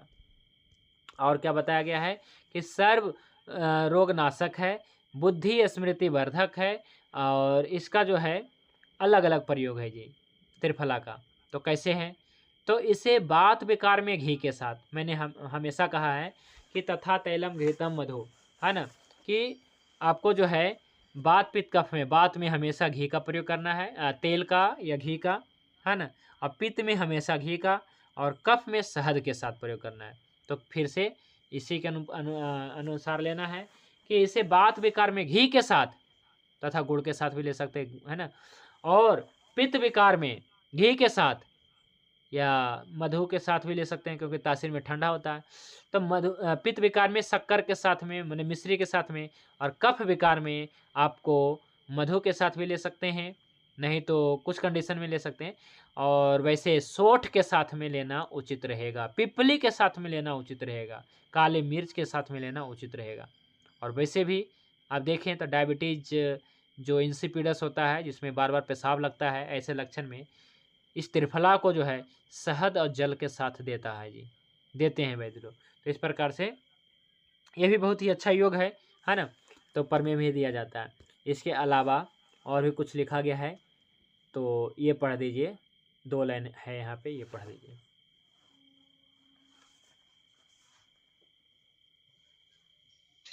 कुष्ठ रोग में घृत के साथ, मंद अग्नि में नमक के साथ, तथा अच्छी रोगों में त्रिफला क्वाद से नेत्रों को धोना लाभकारी है। खाज खुजली में घी के साथ, वमन में नींबू के रस से। तो कितने यहाँ पे लोगों ने, मतलब वैद्यों ने त्रिफला का प्रयोग अच्छे रोगों में किया है जी। आपने बहुत सुना होगा ये नुस्खा, पर ये नुस्खा आपको मालूमात चल गया होगा कि कहाँ पे है। हार्य संहिता में हार्य ऋषि ने बताया है कि अच्छी रोगों में किसी का आँख से बहुत ज़्यादा पानी आ रहा है जी। अब पानी क्यों आ रहा है, क्योंकि बहुत ज़्यादा क्या है कि यात्रा किया है, यानायान किया है, या बहुत ज़्यादा जो है लैपटॉप कंप्यूटर मोबाइल चलाया है, इस कारण से आँखों से पानी आ रहा है, आँख लाल है ना। तो आप उसमें क्या करिए, बस एक बार आप दे करके देखिए, रात को क्या है 1 लोटा पानी में, गिलास नहीं 1 लोटा पानी में आप इसमें 1 चम्मच डाल दीजिए त्रिफला, और इसको ढक दीजिए, कपड़े से ढक दीजिए। और अगर चांदनी रात है ना, वैसे भी आप छत पे रख दीजिए, और सुबह जो है ऊपर का पानी निथार लीजिए, चूरन नीचे बैठा मिलेगा, और उस पानी से आँख धोना है सुबह उठते ही, सुबह उठते ही धोना है। इससे क्या होगा, आँखों का खुजली, आँखों का जलन में विशेष रूप से फोकस करता हूँ। कोई कहता है आँखों का जलन हो रहा है, त्रिफला दो। आँखों से पानी आ रहा है, आँखों से पानी आ रहा है, मैं बता रहा हूँ कि पहली दूसरी बार में ही रिजल्ट मिलेगा। कहेगा वाह भाई हमारा आँख नया हो गया। या फिर आँख धुंधला दिख रहा है जी, हाँ मैं भी कभी ज़्यादा मतलब कि बर्क हो जाता है तो मतलब कि आँखों से लगता है जैसे धुंधला सा, आँख मतलब धोइए, उससे 1 से 2 बार में आपको रिजल्ट मिल जाएगा। तो अक्षी रोगों में त्रिफला से आँख को धोना बहुत ही लाभदायक है जी। ऐसा नहीं करना कि त्रिफला को गर्म पानी में किए, 1 लोटा गर्म पानी में उबाल के काढ़ा बना के, नहीं, इससे आँखों में जलन होगा। लेकिन जो मैं विधि बता रहा हूँ इस विधि से करिए। क्या है जी, तो रात को भिगो दीजिए। हाँ, इससे आपको या कोई छोटा बच्चा को भी आँख धोएंगे तो तनिक भी जलन नहीं होगा आँख। मैं भी पहली बार धो रहा था तो मुझे डर लग रहा था कहीं आँख तो जलन न कर जाए, क्योंकि त्रिफला कोई खाता है तो आपको पता ही चल गया जी। मैंने भी पहली बार त्रिफला खाया तो बस अब नहीं खा पाऊँगा, इतनी ज़्यादा वो लगता है ख़राब जी त्रिफला खाने में। अब कोई पहली बार खा रहा हो आयुर्वेदिक प्रोडक्ट तो उसे अच्छा नहीं लगता है। फिर भी तो मैं भी डरता आँख में पानी डाला, लेकिन बिल्कुल पानी के जैसा लगा। तो मैं ये मतलब काफ़ी सालों से, 4-5 सालों से मैं प्रयोग करता हूँ। त्रिफला को जो है रात को भिगो देता हूँ पानी में। लोटे में विशेष रूप से भिगोना है, गिलास में नहीं। और मिट्टी के पात्र रहेगा तो और ज़्यादा अच्छा, अगर आँख में जलन हो रही है तो क्या है कि त्रिफला लीजिए, और जलन है तो 1, 2, 3 अनुपात वाला ही लीजिए, ठीक है। और वैसे भी 1, 2, 3 अनुपात वाला ज़्यादा लाभदायक रहेगा अक्षी रोगों में, ठीक है। तो इसलिए क्या है कि पित्त के रोगों में मतलब त्रिफला से आँखों का धोना अच्छा है। तो काढ़ा से नहीं, आपको धोना है उसके इसको कहते हैं हीम कसाय, है ना, इसको कहते हैं हीम। रात को भिगोना और सुबह जो है ऊपर का पानी निथार करके, अब मुख में सादा पानी भर करके आंखें धोना, ठीक है जी। और सुबह उठते ही धोना। क्यों उठते ही धोना, मैं आगे की क्लास में बताऊंगा, दिनचर्या अध्ययन बताएंगे, ठीक है। तो ये हो गया। और भी देखिए क्या बताया गया है। त्रिफला को सूजन में, कामला पांडु तथा उदर रोगों में, है ना, गोमूत्र के साथ दे सकते हैं। और इसके अलावा जो है और भी बीमारियों में इसका प्रयोग होता है, कोढ़ खुजली वगैरह में भी, है ना। और राज अक्षमा में आप इसे दूध के साथ दे सकते हैं। इसके अलावा लिखा है कि कामला में यानी पीलिया में दे सकते हैं, मंदाग्नि में त्रिफला का पर दे सकते हैं। और कहा गया है कि इसका प्रयोग कैसे करें त्रिफला का, तो कहा गया शीतकाल में सोठ के साथ, यानी कि जो अभी कौन सा काल चल रहा है, ये शीतकाल चल रहा है, तो अभी किसके साथ लेना है, सोठ के साथ लेना है।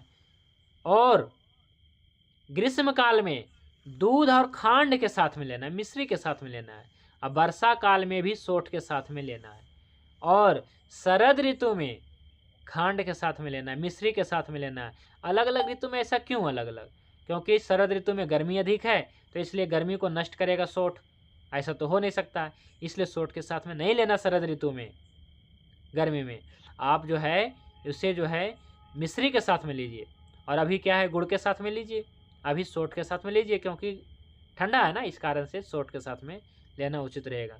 तो इस प्रकार से है क्या है कि त्रिफला का गुणधर्म बहुत ही है ना, बहुत ज़्यादा त्रिफला का नाम है ना। नेत्र रोगों का विनाश करते, भागवत ऋषि ने भी 2 शब्द कहा है कि त्वचा में होने वाली सड़न। अब देखिए कोई भी व्यक्ति को जो है सड़न हो रही है ना, जैसे कहाँ सड़न आपको दिखता है जी, गैंग्रीन में दिखता है ना, परमे पीड़िका में दिखता है जब किसी को शुगर हो जाता है, तो ऐसे व्यक्ति को त्रिफला दें। क्यों दें, क्योंकि त्वचा में हो रही है सड़न, पृथ्वी माभूत आप माभूत रहिए बढ़, तो उसको ठीक करेगा त्रिफला, ठीक है जी। तो मेदो रोग में जो मोटे व्यक्ति हैं उनको आप त्रिफला दीजिए ही दीजिए, चाहे रोग कोई भी हो, आप दे सकते हैं त्रिफला सोच समझ करके। जैसे थायराइड हो गया, मोटापा हो गया, वजन बढ़ रहा है, या अर्श भी है, बवासीर भी है, लेकिन मोटा व्यक्ति है तो वहाँ त्रिफला दे सकते हैं। और भी कोई बीमारी जैसे कैंसर है, शुगर है, बीपी है, ऐसे गंभीर गंभीर समस्या में त्रिफला दे सकते हैं, क्योंकि ये त्रिदोषात्मक वैसे है और साथ में क्या है, ये मेदो रोग को, मेदो दोष को ठीक करता है, कफ के गुरु गुण को नष्ट करता है। तो देखा जाए तो सबसे ज़्यादा नुकसानदायक क्या है कफ के दोषों में, गुणों में, तो कफ का गुरु गुण बढ़ने से ही सभी में गुरुता आती है, हार्ट में, लीवर में, किडनी में, स्प्लीन में, सभी स्थानों में। तो क्या है कि ऐसे व्यक्ति को आप त्रिफला दें। ठीक है जी। तो इस प्रकार से त्रिफला का जो है विभिन्न प्रयोग है ना। तो आज के लिए बस इतना ही, समय बहुत अधिक हो गया है ना। तो आज के टॉपिक से रिलेटेड 1-2 प्रश्न है तो रख लीजिए, है ना, क्योंकि आज काफ़ी ज़्यादा समय हो गया है। आचार्य जी, ये प्रमेह बीमारी वालों के लिए त्रिफला का किस अनुपात में उपयोग करना चाहिए? प्रमेह वालों को आप जो है त्रिफला का प्रयोग कौन सा अनुपात, तो 1, 2, 3 अनुपात दीजिए। क्यों दीजिए? तो इसका 2 कारण हो सकता है, क्योंकि प्रमेह रोग में ना आंवला को विशेष उपयोगी बताया है जी। चरक ऋषि ने विशेष रूप से कहा है, निशा अमलकी, यानी कि निशा कहते हैं हल्दी को जी, और अमलकी यानी आंवला। तो निशा अमलकी प्रमेह में ये 2 प्रमुख चीज़ें बताई है जी। तो इसलिए त्रिफला का प्रयोग 1, 2, 3 के अनुपात में प्रमेह रोग में दे सकते हैं। कौन से प्रमेह में? तो इसको कहते हैं डायबिटीज इंसिपिडस कहते हैं जी, उसमें देना है, ब्लड शुगर वाले में नहीं, यूरिन शुगर, आप समझिए। ठीक है, तो उसमें आप इनको कितनी देर लेना चाहिए? कितनी दिन? कितने टाइम लेना चाहिए? 2 टाइम या 1 दिन कैसे लेना चाहिए? लेने की मात्रा कितनी होनी चाहिए? कितने कैसे लेना? देखिए, प्रमेह वाले रोगी को आप इसे खाली पेट सुबह शाम दे सकते हैं। नहीं, प्रमेह के अलावा जैसे कफ हो, हाँ, कफ वाले के लिए कफ को कब देना है? कफ वाले को जब कफ का संदिग्ध गुण बढ़ जाता है, तब क्या है, या कफ का गुरु गुण बढ़ जाता है, तब हम प्रयोग करें, है ना। कफ का जब गुरु गुण संदिग्ध गुण बढ़ जाए तो प्रयोग करेंगे, तो उसको नाश करेगा, तो ठीक होगा। और कब जैसे मोटापा वगैरह है तो कैसे लेना? मोटापा है ना तो खाली पेट दें। 2 टाइम 1 टाइम 2 बार तो कम से कम औषधियाँ रिपीट होनी चाहिए प्रतिदिन। मात्रा कितनी? मात्रा देखिए, मात्रा नहीं, कहीं भी मात्रा का वर्णन नहीं है, रोगी के अनुसार, और प्लस उसका जो आपके पास जो औषधि है कितना गुणवत्तापूर्ण है, पावरफुल है ना। तो फिर भी देखिए आधा चम्मच तो ले ही लेना चाहिए, है ना, 2 से 3 ग्राम ले ही लेना चाहिए जी। गुणवत्ता के आधार पे है। हाँ जी, पाइल्स में कैसे लेंगे? पाइल्स में देखिए, पाइल्स में क्यों देना है, तो पाइल्स में इसलिए दे रहे हैं जी, क्योंकि हो क्यों रहा है, क्योंकि कफ का गुरु गुण बढ़ गया है, कफ का संदिग्ध गुण बढ़ गया है, और इस कारण से धातु की वृद्धि हुआ है, रस का, रक्त का, मांस का, तो मस्से वगैरह उभरे हैं। तो देखिए ऐसा इसलिए देते हैं पाइल्स में। और कैसे ठीक करता है पाइल्स में? इसलिए देते हैं क्योंकि पाइल्स वाले व्यक्ति में क्या होता है, मंद गुण होता है, सभी को पता है, कफ का गुरु गुण है तो मंदता तो आएगी, तो पेट साफ नहीं होगा, मंदता। तो मंद गुण को ठीक करने के लिए हम वहाँ पे देते हैं, है ना, क्योंकि ये जो है थोड़ा मलानुलोमन है ना, इस कारण से हम उसे देते हैं, तो उसका पाइल्स ठीक होता है। और वैसे भी क्या है कि ये कफ का गुरु गुण को अंततः ठीक करता है धीरे धीरे। लेकिन अगर कोई व्यक्ति बातज है, बात वाला व्यक्ति है, जन्म प्रकृति बात की है, तो उसको नहीं लेना है त्रिफला, उसको तो कुछ और ही सोचना चाहिए, क्योंकि इसका सेवन करेंगे तो बात का रुक्ष गुण बढ़ जाएगा, बात का लघु गुण बढ़ जाएगा, और भी जो पेट साफ हो रहा था वो सब रुक जाएगा जी बात के लघुता होने से। तो इसका सेवन तो बात वाला ना करे तो उचित है जी त्रिफला का सेवन। हाँ, त्रिफला घृत का प्रयोग कर सकते हैं क्या, तो कर लीजिए, 2, 4, 5 दिन, 10 दिन, हफ्ता 10 दिन कर लीजिए, पर ज़्यादा भी नहीं करना है त्रिफला घृत का। गुरुजी इसमें लिखा है बाबा सिर में गुड़ और सूरन के साथ देना लाभदायक होता है। हाँ, तो सूरन का मतलब सूरन कंद होता है, आप गूगल कर लीजिएगा थोड़ा। सूरन का भी गुणधर्म बहुत अच्छा बताया गया, सूरन कंद, है ना, जिसे हम ओल कहते हैं, ओल या ऐसे कुछ और भी अन्य नाम हो सकता है स्थानीय। तो सूरन कंद, आपने सूरन बटक नाम सुना होगा, जो पाइल्स में स्पेशल दिया जाता है जी। तो गुड़ और सूरन का साथ इसका प्रयोग करना लाभदायक हो सकता है जी, कफ प्रकृति वाले व्यक्ति को। ठीक है जी। आचार्य जी, जी जैसे ब्लड शुगर में डायबिटीज मेलिटस होता है ब्लड शुगर में, तो फिर इसमें आजकल तो मॉडर्न साइंस मांगती है इसको यूरिन शुगर तो गिनता ही नहीं हो, तो ये आजकल तो यही गिनते हैं ब्लड शुगर हो गया, ब्लड शुगर हो गया, लगा दो गोली जी। देखिए क्या है कि शुगर के बारे में मैं बताऊंगा, परमे अध्याय में मैं बताऊंगा। बहुत ऐसी ऐसी बातें हैं जो शास्त्रों में है लिखा हुआ। डायबिटीज़ मेलाइटस, डायबिटीज़ इंसिपिडस, 20 प्रकार के प्रमेह के बारे में शास्त्रों में वर्णन है ना। और आधुनिक मॉडर्न साइंस में भी 20 प्रकार के जो डायबिटीज़ बताए गए हैं वो सब मिलते हैं, तो मैं बताऊंगा, है ना। लेकिन ऐसा है कि डायबिटीज़ जो मेलाइटस होते हैं, ब्लड शुगर देखिए कैसा है कि लोग शुगर नापने का पैमाना क्या है, केवल ब्लड नहीं है बल्कि यूरिन भी है, पेशाब भी है। लेकिन आजकल क्या हो रहा है जी, टेस्ट में केवल ब्लड ब्लड ब्लड। लेकिन वैसे व्यक्ति को भी शुगर है जिनका ब्लड में तो शुगर नहीं है लेकिन यूरिन में शुगर है, तो यूरिन में भी शुगर हो सकता है, ब्लड में भी शुगर हो सकता है, दोनों में भी शुगर हो सकता है। ठीक है जी, ऐसा भी है। मैं ये सब बताऊंगा परमे अध्याय में। तो और भी बहुत सारे साथी का हैंड रेस था लेकिन समय हो गया है ना। लेकिन आचार्य जी एक क्वेश्चन और एक क्वेश्चन निवेदन है आपसे। जैसे आपने बताया हरितकी का गुण है ना मधुर है, कसेली होने के बाद ही मधुर है, और मधुर रस है ना शुगर बढ़ाता है। हरितकी में आप कह रहे हैं कि डायबिटीज वालों को, परमे वालों को दे सकते हैं, तो वो तो मधुर विभाग में तो मधुर है ना, फिर हम शुगर नहीं बढ़ेगा क्या उससे हरितकी खिलाएंगे तो? हाँ जी, आपका प्रश्न तो बहुत ही अच्छा है। देखिए हरितकी हमेशा जो है अपने प्रभाव से काम करेगा, हमेशा, है ना। ये ना बीर से काम करेगा, ना विपाक से काम करेगा, ना रस से काम करेगा। ये काम करेगा अपने प्रभाव से काम करेगा। प्रभाव मतलब ये होता है जी कि वैद्य सोचता है और चिंतन करता है रोगी को देख करके, और किसी ऐसे द्रव्य के साथ में देता है जो उसका ठीक कर देता है। तो जैसे आपने क्या कहा डायबिटीज़ वाले, तो डायबिटीज़ वाले में देगा किसके साथ में? हाँ, ये जो है मिश्री के साथ में नहीं देगा। वहाँ पे जो है डायबिटीज़ वाले को देगा शहद के साथ में। वहाँ पे जो है डायबिटीज़ वाले को देगा सोंठ के साथ में। वहाँ पे डायबिटीज़ वाले को देगा मतलब क्या है कि ऐसे द्रव्य के साथ में, जैसे कुटकी हो गया, मतलब ऐसे ऐसे द्रव्यों के साथ में देगा। तो क्या है कि ये जो है एक प्रकार से योगवाही भी है ना। तो हरड़ तो ऐसा है कि मधुर है विपाक में, पर डायबिटीज़ वाले के लिए कोई दिक्कत नहीं है, क्योंकि ये जो है अपने प्रभाव से काम अधिक करता है। रस, वीर्य, विपाक ये सब मतलब इसके सामने प्रभाव जो है, प्रभावशाली कहते हैं, प्रभाव है इसका, है ना। तो उससे काम करता है ये हरड़, ऐसा है। तो त्रिफला का थोड़ा सा मैं एक चीज़ और बता देता हूँ।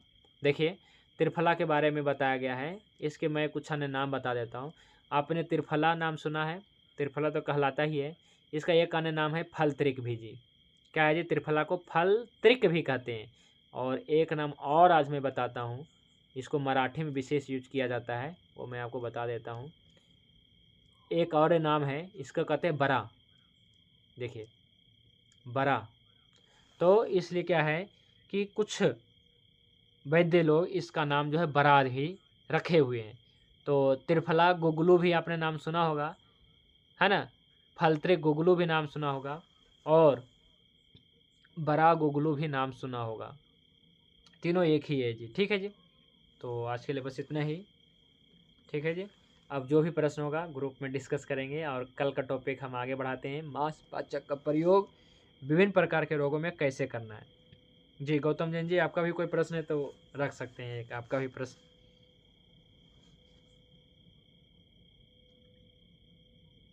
जी हाँ जी,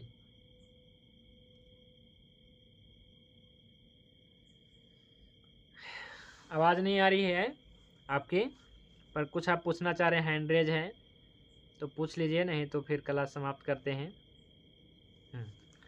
ठीक है जी, चलिए ठीक है। तो त्रिफला कितनी mg में खिलाएं त्रिफला? त्रिफला मैंने बताया ना 2 ग्राम तो कम से कम लेनी चाहिए, 2 ग्राम कम से कम लेना। ठीक है, अब ऐसा नहीं केवल खाली पेट ले सकते हैं, ब्यान काल में भी ले सकते हैं, यानी खाने के बाद में भी लिया जा सकता है, रात्रि भोजन के बाद भी लिया जा सकता है। तो ये सब और भी हैं चीज़ें, है ना? कुछ लगा है। हाँ, देखिए क्या है कि इसका तो आप गुणधर्म मेन तो क्या था, मैंने आपको बता ही दिया प्रमुख चीज़ें क्या हैं। प्रमुख तो ये है कि आपको वात पित्त कफ के गुणों को समझ लेना है। और हमें लगता है कि हमने जो पहले क्लास में जो मैंने आपको पढ़ाया है, वो आपका क्लियर हो गया होगा। तो ये सब जो है अपना दिमाग काम करेगा, है ना? क्या है कि रटाना तो नहीं है ना हमारा उद्देश्य है कि आप लोग को समझ बन जाए, है ना? तो समझ तभी बनेगा जब क्या है कि लगातार क्लास लेते रहने से। और मेन चीज़ें क्या है कि आप लोग एक-एक अध्याय प्रतिदिन क्या है कि स्वाध्याय भी करिए प्रतिदिन। तो आज के लिए बस इतना ही, शांति पाठ करके आज की क्लास को विराम देते हैं। ओम ध्यो शांति अंतरिक्षम शांति पृथिवी शांति आपः शांति औषधयः शांति वनस्पतयः शांति विश्वदेवः शांति ब्रह्म शांति सर्वं शांति शांतिरेव शांति सामा शांतिरेधि। ओम शांति शांति शांति। सभी को नमस्ते, शुभ रात्रि। भगवान धन्वंतरि की कृपा आप सभी पे बने रहे। जय धन्वंतरि, जय आयुर्वेद।